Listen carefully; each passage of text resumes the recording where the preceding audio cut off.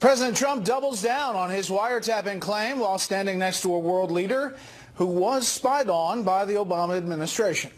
This is Special Report.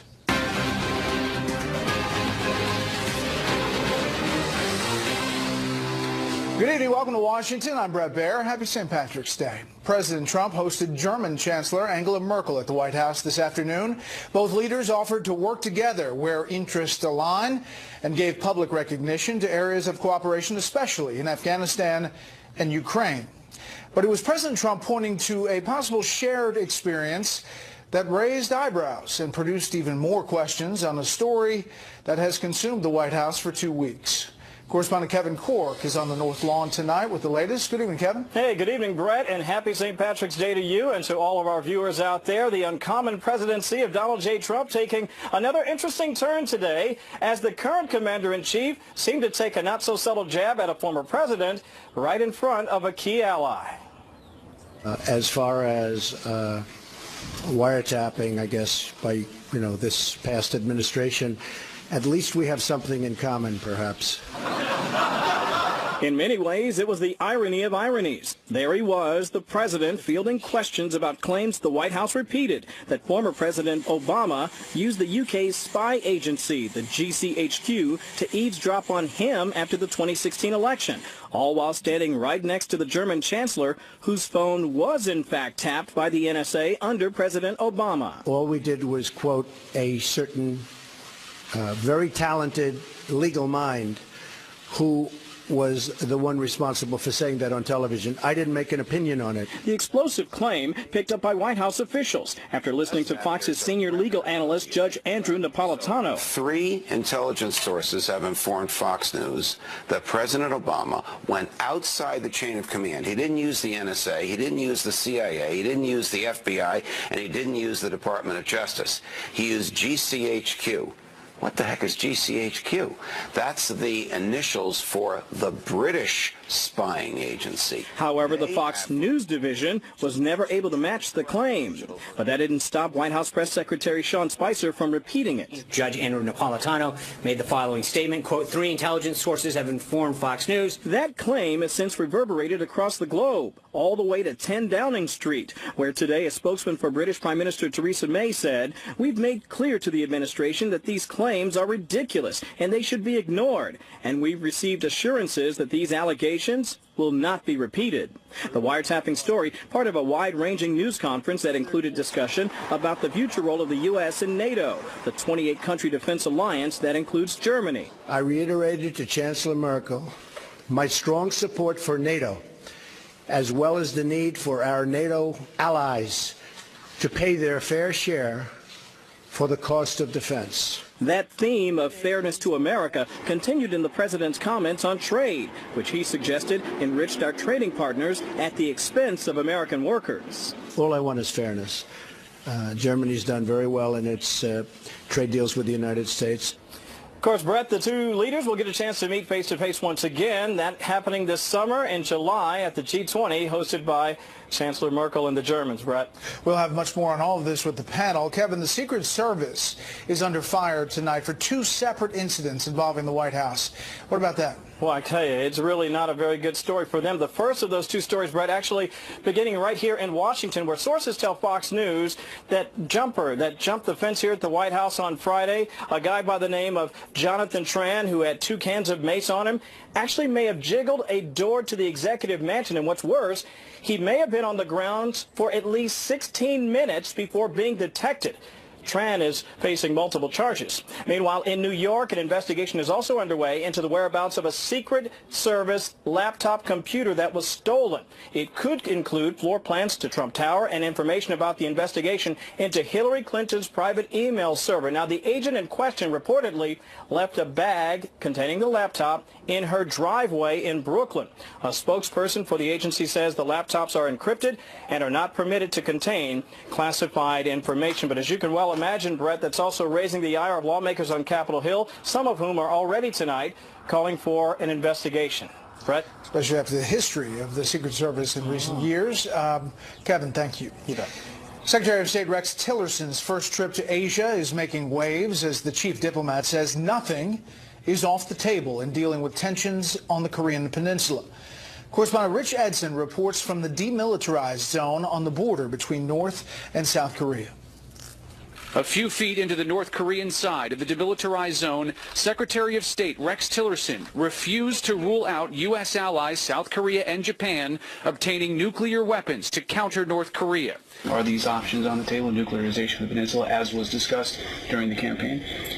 Well, we are exchanging views, as I did in Japan with Prime Minister Abe. This afternoon I'll be exchanging views with the leadership of the Republic of Korea as well as to our views on various approaches that can be taken. But not ruling out either of those options, sir?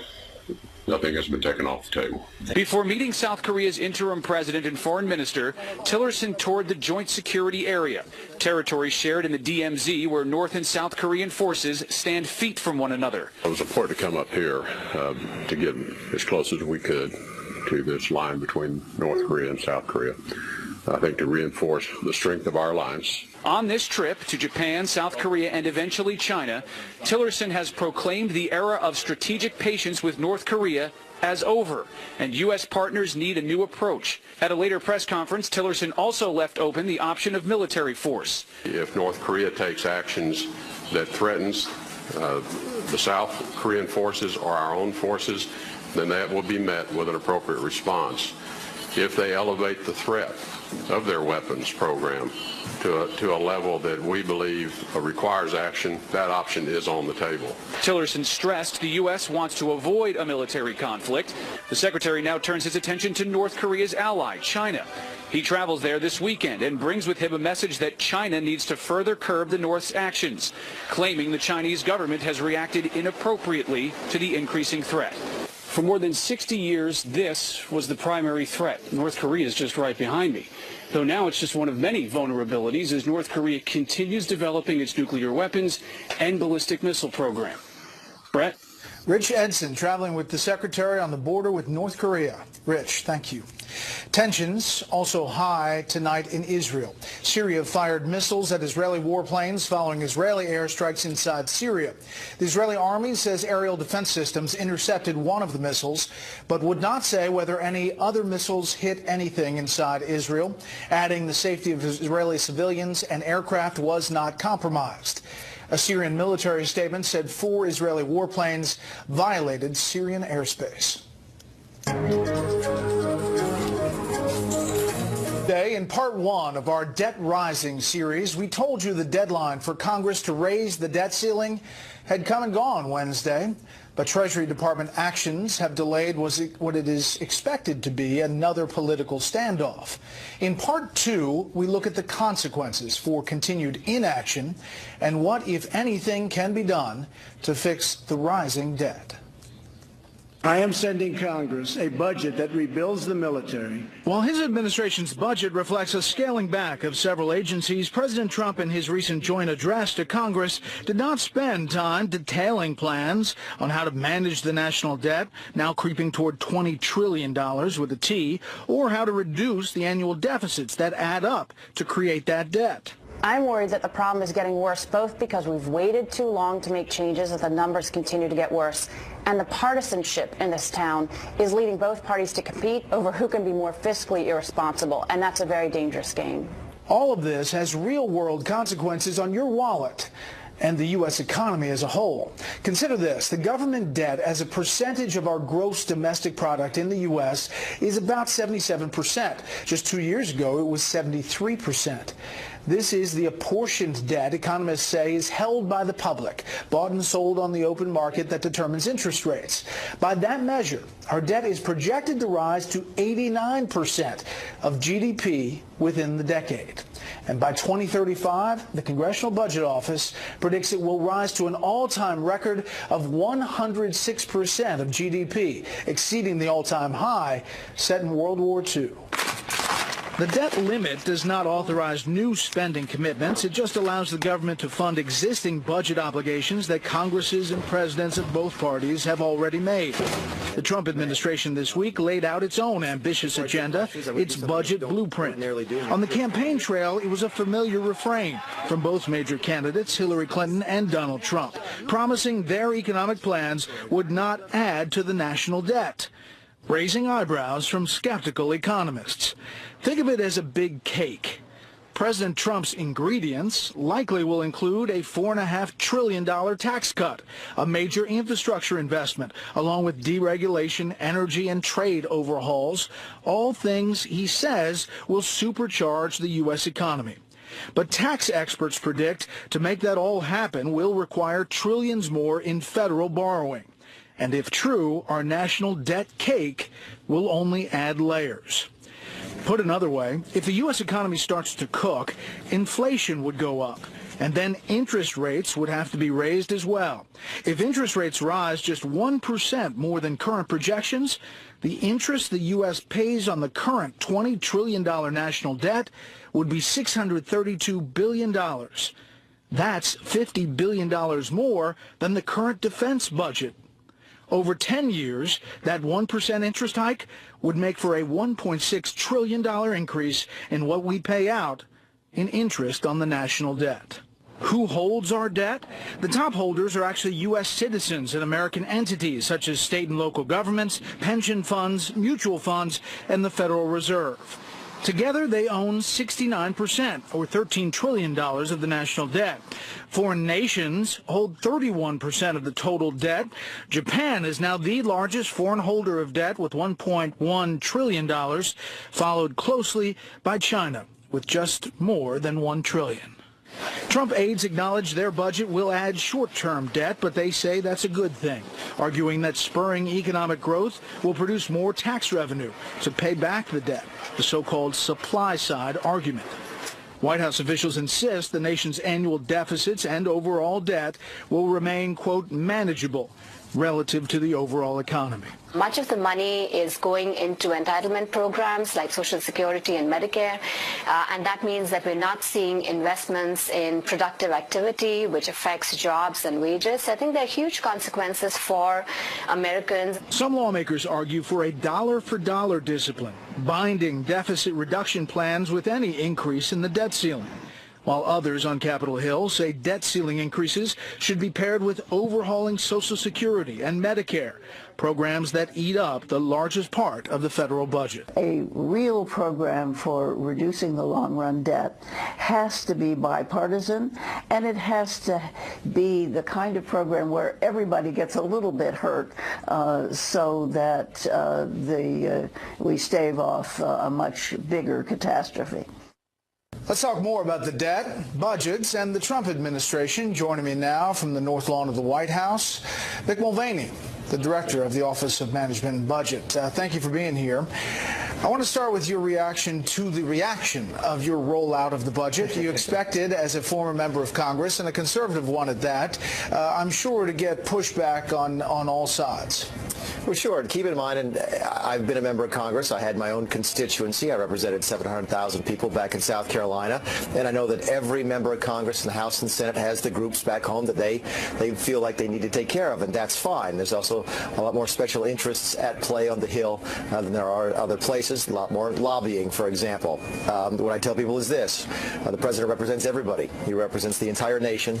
And that's who this budget was written for. This was not a budget that was written in consultation with special interests or with lobbyists or with many members of Congress. This is a national budget from a national representative in the form of the president. So we're very pleased with the way it turned out.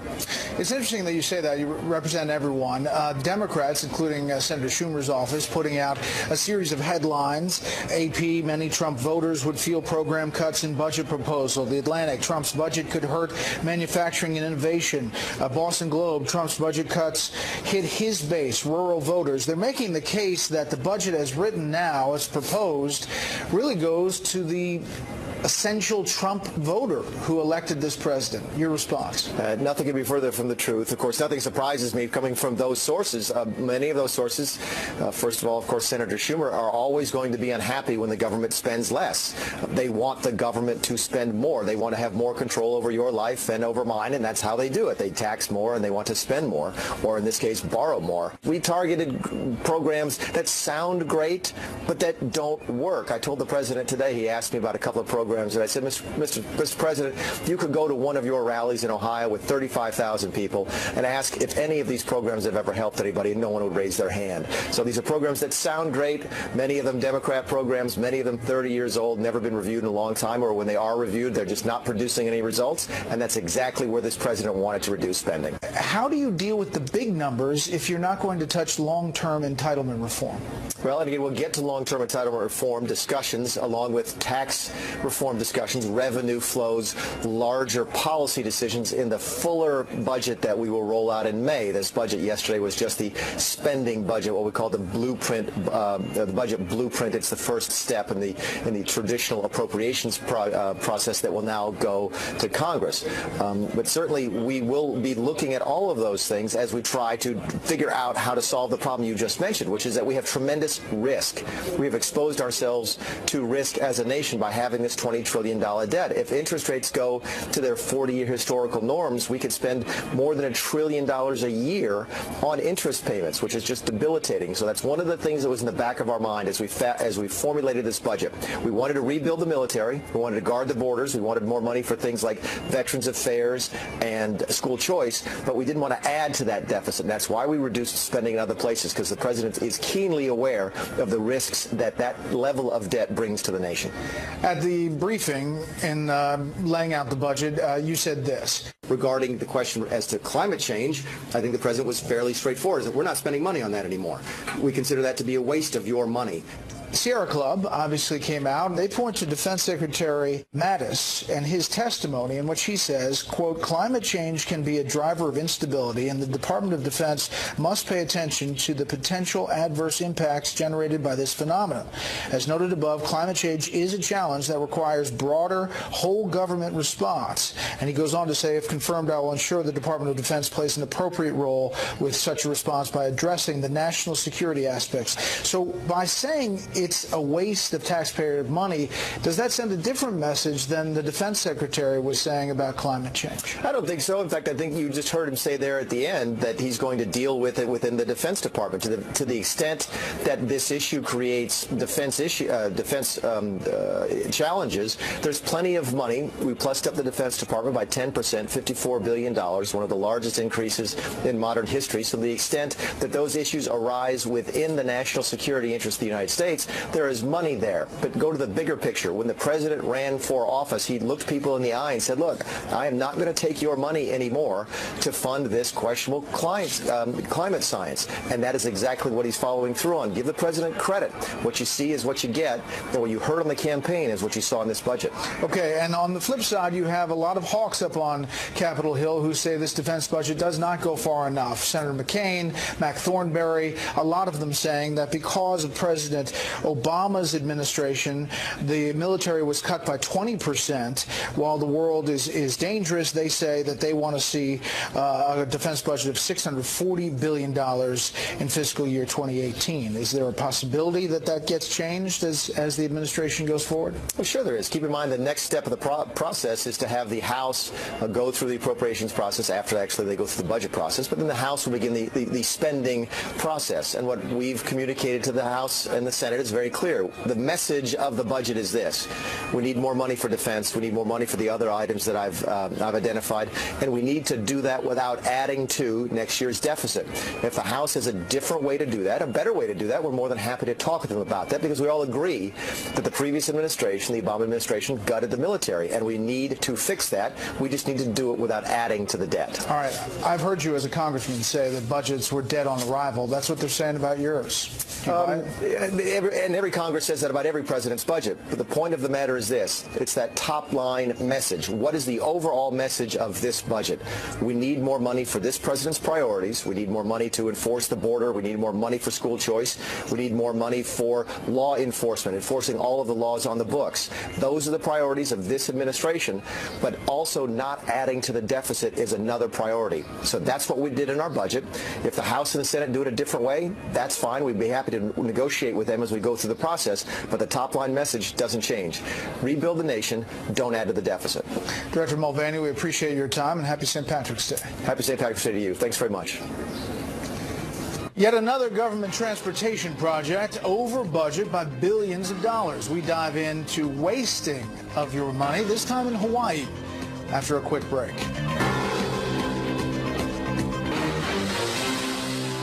The hard sell of the American Health Care Act is in full force. Health and Human Services Secretary Tom Price spoke behind closed doors to the House Republican Conference about the repeal and replace legislation today as the president expressed confidence in his ability to whip votes. We're going to take care of people at all levels. So I just want to let the world know I am 100% in favor. These folks, and they are tough, and they love their constituents, and they love this country. These folks were no's, mostly no's. Yes, that's correct. Yesterday, and now every single one is a yes. The American Health Care Act will likely be on the House floor for a vote Thursday, with members being told to expect a late night. And you'll see it here on Fox News Channel. Mixed day on Wall Street. The Dow dropped 20. The S&P 500 lost 3. The Nasdaq was up a fraction. And for the week, green across the board. The Dow was up a fraction. The S&P 500 gained 0.2. The Nasdaq rose 2/3. For the third time, a judge in New Jersey has ruled there will be no special prosecutor appointed to oversee a criminal complaint against Republican Governor Chris Christie for the George Washington Bridge lane closing scandal. The official misconduct complaint was filed in 2016 by former firefighter William Brennan, a Democrat who's running for governor in this year's election. The rejection could signal the end of a nearly 6-month legal battle. The Marine Corps is starting a new recruitment ad blitz, hoping to draw the interest of millennials by showing Marines as not only strong warriors, but also good citizens. The campaign, called Battles Won, includes clips of a Marine veteran tackling an armed robber and Marines unloading toys for TOTS boxes. The brand campaign has been in the works for months and comes as the Corps is investigating a private Facebook page where nude photos of female Marines were posted without their consent. The list of transportation boondoggles has to start with the Bridge to Nowhere in Alaska. You remember that one? And the Big Dig in Boston. And now a rail project in Hawaii is heading toward a similar infamous status. Correspondent William Lajeunesse looks at your tax dollars being wasted in the 50th state. You know, it's too late because it's already like in full swing already. Like most big projects, this one began with high hopes, vowing to solve gridlock in Honolulu. They promised people that if we build it, you will come. Problem was, they lowballed the cost, then they misrepresented the benefits to traffic. Watchdogs say it's a warning for the rest of us. Unfortunately, the project is so far along, it's unfortunately unstoppable at this point. The above-ground railway's projected cost $10 billion, $500 million a mile, triple what taxpayers were promised. Construction is 5 years overdue, and the temporary tax to pay for it may go on forever. Absolutely. I think the cost containment and cost management has to be our everyday focus. Short of cash, the city proposed cutting the track by 4 miles. If so, however, the train misses downtown entirely, and Honolulu would owe the feds $1 billion for falling short. Right now I feel misled, but when they authorized it, it was like, okay, great. As for congestion, when finally done, reports show the rail will only cut traffic by less than 2%. This is a certifiable boondoggle. You don't spend $5 or $10 billion for 1 to 2% return. The time has come for a new program of national rebuilding. President Trump proposes spending $1 trillion on infrastructure. By including private capital, he hopes to eliminate waste. The private sector has different incentives. They basically don't build something unless it's affordable, because if they build it and they run out of money, they go broke. As for lessons learned, Hawaii does offer a cautionary tale. If the Bank of Uncle Sam dries up, cities will need to get creative, and bringing in a private partner can increase accountability, something auditors said was lacking here. But this case does illustrate that old adage, in for a penny, in for a pound. Bret? William Lajeunesse in Hawaii. William, thank you. The Environmental Protection Agency has awarded $100 million to help fund infrastructure upgrades in Flint, Michigan, amid the city's crisis with lead-tainted water. The city hopes the funds will help reach the goal of replacing 6,000 water pipes this year. Flint returned to Detroit's water system in 2015, but residents still must use filters or bottled water. President Trump promised to bring back coal mining jobs, and after his executive order that stopped a steam protection rule, mining companies have begun hiring again. But as senior correspondent Mike Tobin reports from Kentucky, it's a revival that may not live up to what it once was. Carlos Sturtle is a career Kentucky coal miner. He's doing something he hasn't done in 3 years. He's mining coal. I'm glad I'll be working. Thankful that I got a job again. A bounce in the economy created a demand for steel. You need coal to make it. An adversary to coal moved out of the White House and a president moved in who started rolling back regulations that crippled mining. Well, obviously we're more optimistic. Instead of retrenching, we're looking for new projects. It's not a storybook ending for the coal miners. Here at the Perry County mine, since 2012, they've laid off 460 guys. In the last 2 months, they've hired back 90. Nationwide, coal companies have laid off tens of thousands. New hires are in the hundreds. Maybe it's a little C comeback at this point. You know, we're very confident. We're very positive about everything we're seeing since the November election and President Trump taking controls of the energy agencies that regulate the industry and all. As technology advances, equipment becomes more efficient, requiring less manpower. In the Obama years, some coal-fired power plants either shut down or built infrastructure to burn natural gas. That put coal in competition with fracking and cheap fossil fuel. Even though that coal is coming back and there will be employment in the future, but whether it will not, unlikely to go back to where it was 10, 15 years ago. Retail business people in little coal towns like Hazard, Kentucky are happy for any comeback, but know they'll never come all the way back. When they started doing all the layoffs, my business went down tremendously. The question is, are the new hires due to something tangible the president has done, like the rollback in regulations, or just a sense of optimism because coal has a proponent in the White House as opposed to an adversary? Everyone with whom we spoke, from the university experts to the people in the center of town and the coal miners themselves, say it's more about the optimism. Brett, back to you. Mike Tobin in Kentucky. Mike, thank you. The days of the short bench on the highest court may be coming to an end. Monday is the start of confirmation hearings for Supreme Court Justice nominee Neil Gorsuch to replace Justice Antonin Scalia, who died last February. But what will the hearings actually look like? Chief Legal Correspondent Shannon Bream has a preview. He will uphold and defend the Constitution of the United States. It's something Judge Neil Gorsuch himself vowed to do the night his Supreme Court nomination was rolled out in prime time. I pledge that if I am confirmed, I will do all my powers permit to be a faithful servant of the Constitution and laws of this great country. It's no surprise, though, advocacy groups on the left and the right are split on that proposition as they ramp up their arguments and ads ahead of confirmation hearings for Gorsuch, which kick off on Monday. Donald Trump's nominee for the Supreme Court, Neil Gorsuch, doesn't respect the Constitution. Always applying the Constitution just as it was written. Gorsuch is about to face his critics head-on as he goes before the Senate Judiciary Committee, where Democrats are vowing to make his charted path to the high court less than smooth. If he shows in his answers that he is out of the mainstream, as his opinions indicate that he may well be, I will use every tool available, including the filibuster, to oppose him. Pro-choice advocates are actively sounding the alarm over where Gorsuch may stand on the issue of abortion, given President Trump's assurances that he would choose a pro-life nominee. Certainly, President Trump's litmus test makes it seem as if, in order to get selected in the first place, he already has his mind made up. Gorsuch supporters believe he'll be hard to trip up, no matter how heated the hearings may get.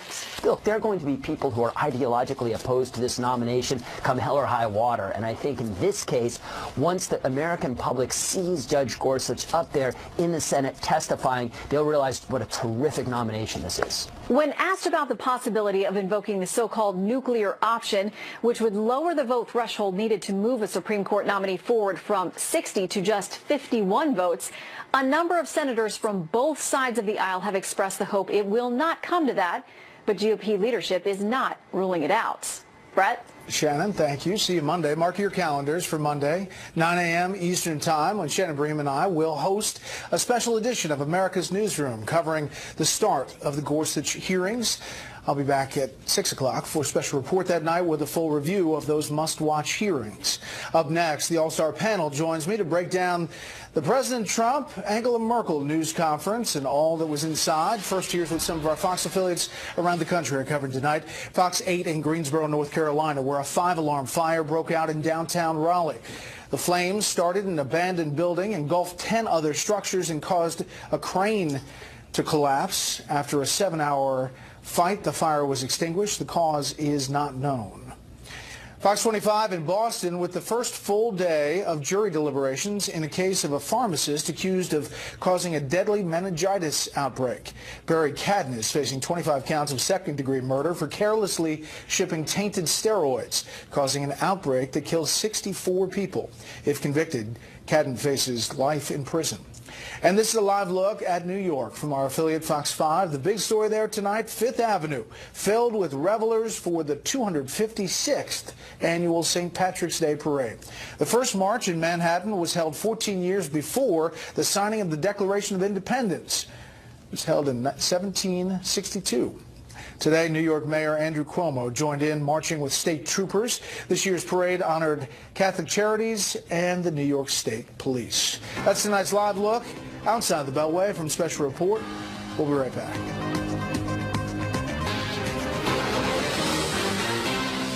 Do you think it was a mistake to blame British intelligence for this? And by the way, my second question, are there from time to time tweets that you regret? Probably wouldn't be here right now, but very seldom. We have a tremendous group of people that listen, and I can get around the media when the media doesn't tell the truth, so I like that.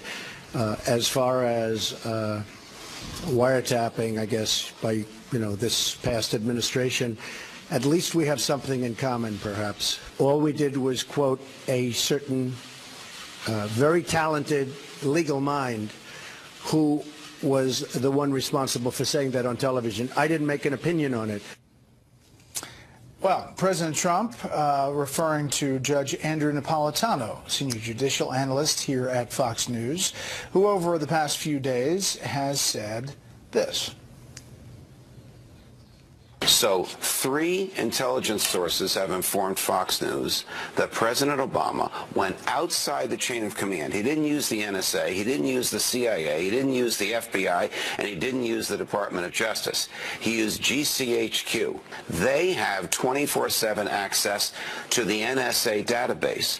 So by simply having 2 people go to them saying, President Obama needs transcripts of conversations involving candidate Trump, conversations involving President-elect Trump, he's able to get it. And there's no American fingerprints on this. We love the judge. We love him here at Fox. But the Fox News division was never able to back up those claims and was never reported on this show on Special Report. The British government issued a statement today after Sean Spicer read that report from the podium. We've made clear to the administration that these claims are ridiculous and they should be ignored, and we've received assurances that these allegations will not be repeated. With that, we'll start there with the panel. Charles Hurt, opinion editor for The Washington Times. A.B. Stoddard, associate editor at Real Clear Politics, and syndicated columnist Charles Krauthammer. Okay, Charlie, the White House is now citing a number of things. They're not talking about specific evidence. They're citing news reports and obviously a report by Judge Andrew Napolitano that we couldn't back up. Right.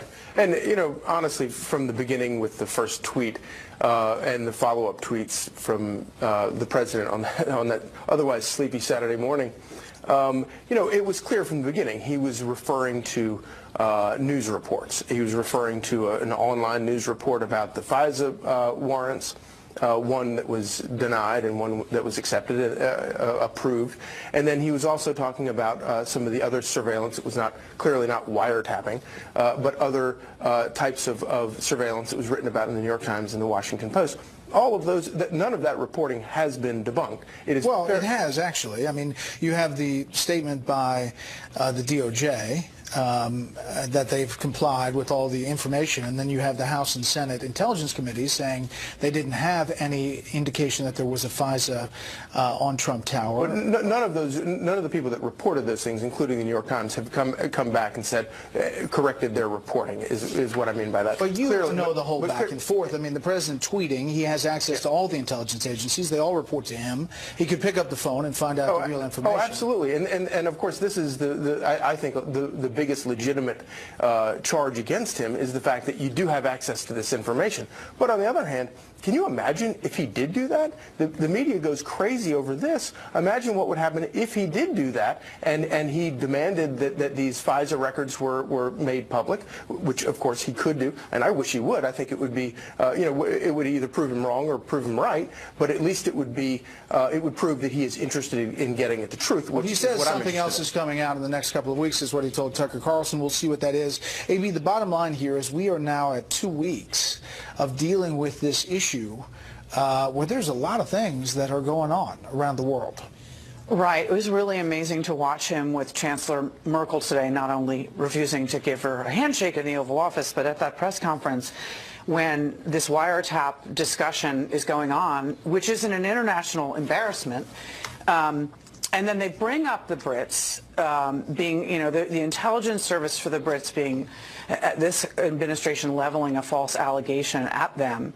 And then 2 administration officials, H.R. McMaster, the national security advisor, and the spokesperson, Sean Spicer, reports out this morning, apologized to 2 separate British officials over this. And then later on today, Sean Spicer, the White House press secretary, said, no, we didn't apologize. And when Trump was asked about it at the press conference, his response was very dismissive, and he basically said, you'll just have to talk to Fox. There was no concern about the alliance, the appearance of this false allegation and apology. Even if he didn't use the word apology, there was a way to handle that moment, and it was really demonstrative of sort of how he looks at our alliances, the international order, processes, or how protocol. about this? This is how President Trump has always dealt with challenges to anything, is to push I just back. say that the job requires something else. This president is different than other presidents. This job in those moments with allies requires something else. Because they see it. And every word matters, every action, the conduct of your staff. It's not to be blown off. All right, Charles, quickly, I want to turn to NATO. Do you have something on this? Well, this is just, it's a farce now. The idea that we have in this town, the media, the agencies, the Congress are running around chasing their tails on a story that everyone knows is not true, but having to pretend that it might be because he's the president when we know how it's going to end. And the one thing about the HGHQ, we've got a lot of real enemies in the world. Do we really have to go around antagonizing our best allies? We will cover it every step of the way, no matter what happens. We'll follow the facts. The president and the chancellor talking about NATO and the messages delivered there. Take a listen. I reiterated to Chancellor Merkel my strong support for NATO. Many nations owe vast sums of money from past years, and it is very unfair to the United States. These nations must pay what they owe. So I was gratified to know that the President underlined how important he thinks NATO is. NATO is of prime importance for us, and it was not without very good reason that we said during our summit meeting in Wales that also Germany needs to increase its expenditure. You know, Charlie, people have talked about it for a long time, many administrations, about what other countries need to do to not have paper armies in NATO. It seemed like the message was strength, and we have, from our White House team, sources with direct knowledge of the meeting describing it as contentious, with President Trump pressing hard against the chancellor to own up to their responsibilities for NATO and defense spending. White House source saying this will be a shot across the bow for other NATO members who have also not offered the 2% GDP, gross domestic product line. But of course, originally, Donald Trump got into a lot of trouble during the campaign by raising this issue in the first place because it suggested that, according to the press, that he did not value NATO. Clearly, he does value NATO, and he values it enough that he is going to insist that Germany pay up their fair share. And there are reports out of the White House that it appears that they are moving in that direction, which is a very good positive step. I want to play one more soundbite. Donald Trump, the president, on health care from the Oval Office, quickly. I just want to let the world know I am 100% in favor. These folks, and they are tough, and they love their constituents, and they love this country. These folks were no's, mostly no's. That's correct. Yesterday. And now every single one is a yes. And I just want to thank you. We're going to have a health care plan that's going to be second to none. It's going to be great. And the people will see that. So if anybody thought, AB, that the president wasn't signing on to Paul Ryan's efforts, Speaker of the House, he is. That's the Republican Study Group. He says they've all turned. Is this a changing tide? It was very important that he get out there and say he's 100% behind the bill. Republicans have been very nervous about which page he's on, and that was a very big, symbolic, but substantive step, and it will help the bill. It helps that he turned some Republican study group conservatives into yeses. It does not mean that there are other conservatives that are not staying in the way of the bill. It's like the numbers in the high teens. They can only lose 21 or 22. They're near 20 right now if you combine some moderates with House Freedom Caucus members. So he's got some way to go, but that's a very good start. All right, next up, the lightning round. Secretary of State to Asia, and a look at the confirmation hearings coming ahead Monday. Stay with us.